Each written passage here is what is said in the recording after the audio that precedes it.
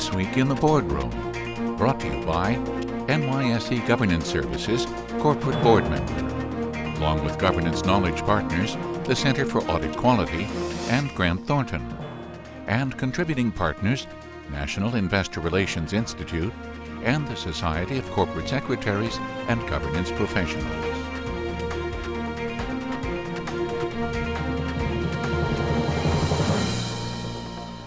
Welcome to this edition of This Week in the Boardroom. I'm TK Kerstetter, Chairman of NYSE Governance Services Corporate Board Member, and it's my pleasure to welcome you to the show.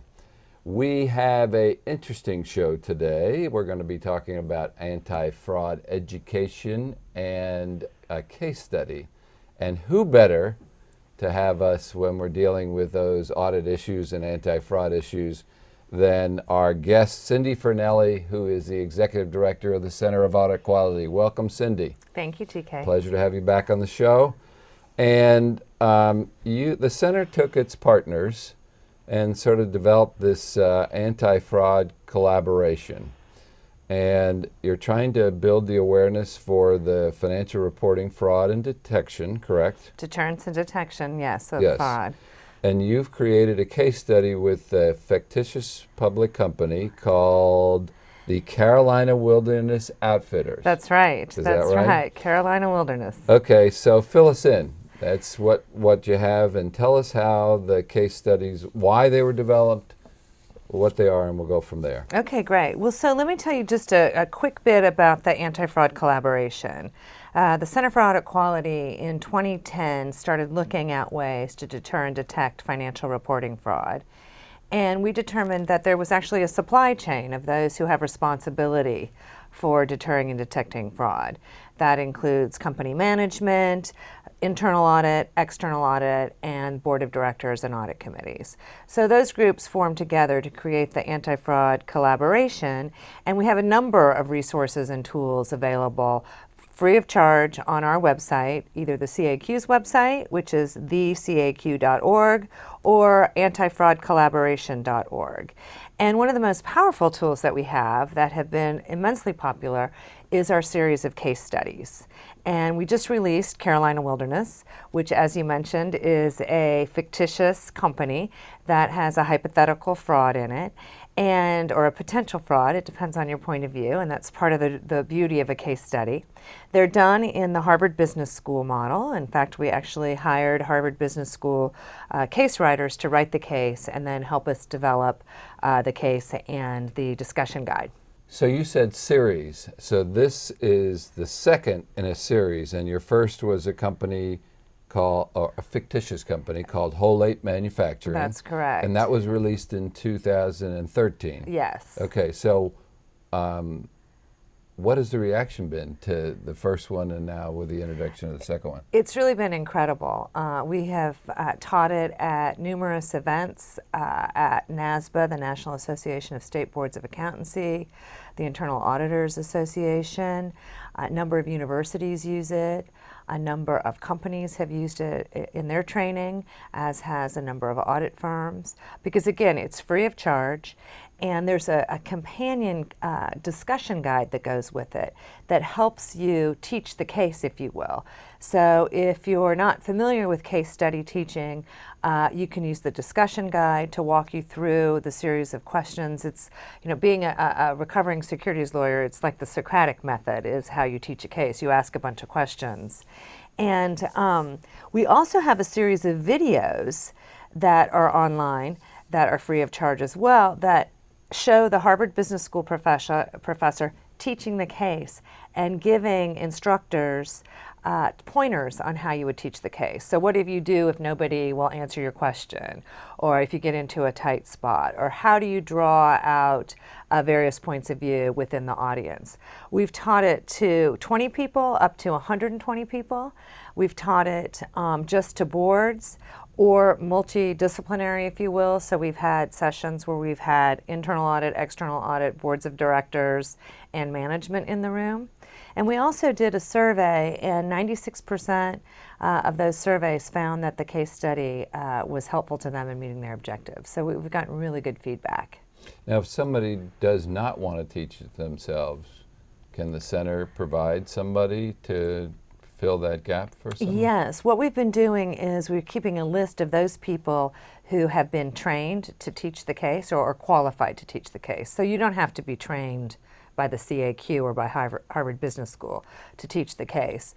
So if you've got some kind of teaching in your background and you'd like to teach the case, or you want to have it taught for you, we've got a list of people who are qualified to teach the case and that are willing to teach the case to other organizations. So let's say that boards and audit committees, after seeing this, are interested in accessing the case and having it at their own company. How would they go about sort of doing that? They would go to the CAQ.org or antifraudcollaboration.org, and you'll be able to find the case study there.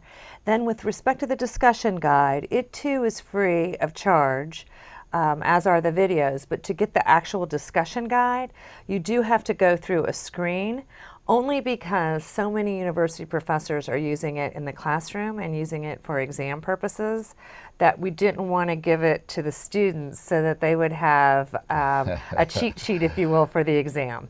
So you just have to certify that you're not a student, or that's not the purposes that you're using it for. So it's easy to get, it's free, and there's a lot of training materials, but we do want to make it so that professors can use it in the classroom. Well, listen, I was a student. You better make sure that there's some pretty good data security on that. That's right, to get the Cliff Notes is what it would be, the equivalent of, right?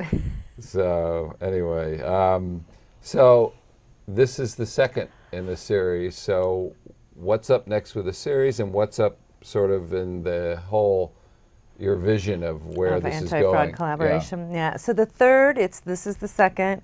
Carolina Wilderness is the second of 3. The third one is going to focus on a financial institution. And this one's going to get a little more into the financial statements, a little more technical, because the other two are pretty broad. Now, the second one, Carolina Wilderness, is interesting because it really gives you some pointers and drives you toward what you would do in terms of both an internal and external investigation if you thought there was a fraud. After the first one, Whole 8 Manufacturing, we got a lot of questions. Okay, so now it seems as though there might be a fraud here. What do I do? As opposed to, how do I uncover if there was a fraud here? So the third one, the financial institution one, will be a little more into the financial statements, a little more technical, although not so much so that it won't be applicable to board members or internal auditors or management. It's really meant to be for all of those constituencies. And that'll come out, we're hoping, by the end of this year. Again, it'll be in the Harvard Business School style, and we will use the Harvard Business School case writer to help us with that. And then with respect to the collaboration in general, what we're going to be doing is we've got some exciting stuff going on there as well. The first one being we wrote a report in 2010 on deterring and detecting financial reporting fraud, and we figured now that it's 2014, it's probably time to update that. And we will also make it more global in scope. So I'm pretty excited about that, and that should be happening this year as well. Well, I think it would be wonderful, Cindy, if you could, once you've had a company or a board that has gone through this, if you could maybe bring one of those board members in with you for the show, and we could just talk a little bit about what the experience was. I would be happy to do that. Yeah, I'd be happy to do that. Yeah, that'd be fun. That'd be a great way, hear I think, from somebody who's actually experienced Right. it. And then the other thing I would say, the other thing we've got coming up is we have a webinar coming up or a webcast on April 16th. And we've already got 2,000 people signed up for it, but we have a board member, an internal auditor, an external auditor, and we're going to talk about how each of those parties' roles work in deterring and detecting fraud and creating a culture that helps deter and detect fraud. So again, free of charge. Go to the CAQ.org website and you can sign up.